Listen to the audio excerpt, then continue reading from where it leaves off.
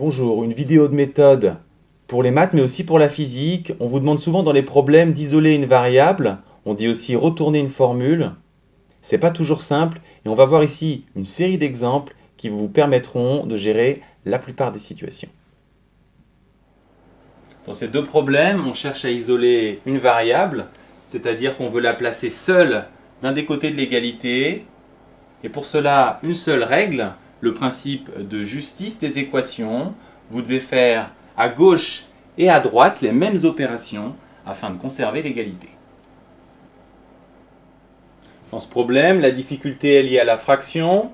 Le x étant en bas, on va devoir le remonter. Et pour cela, on va multiplier à gauche et à droite par 1 plus x. Ensuite, on développe l'expression de gauche. Puis on soustrait y à gauche et à droite. Enfin, il ne nous reste plus qu'à diviser par y. On a bien isolé la variable x. Ici, les notations sont un peu lourdes, mais pas de difficulté pour isoler la variable xf.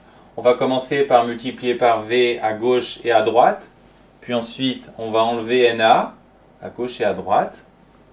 Et finalement, on va diviser par moins 3. On a bien isolé xf. Et on peut, pour finir, écrire xf sous cette forme pour obtenir une écriture simplifiée.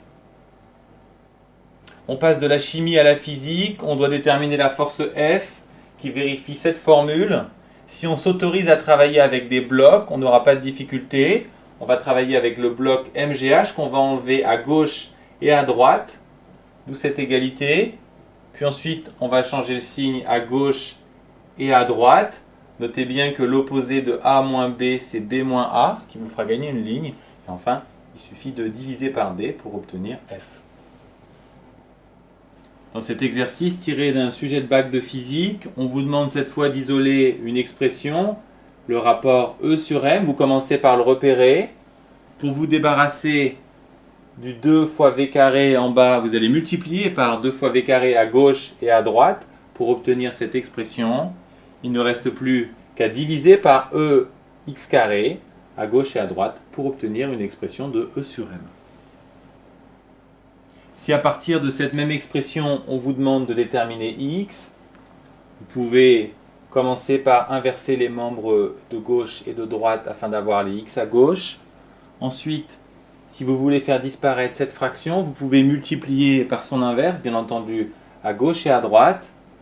Enfin, puisque vous avez un carré, vous allez prendre la racine, mais surtout n'oubliez pas, il y a une solution positive et une solution négative.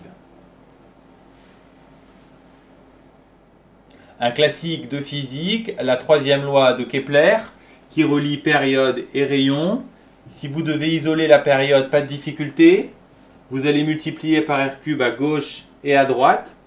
Puis, pour éliminer le carré, vous allez prendre une racine. Et puisque la période est positive, vous ne gardez bien entendu que la solution positive.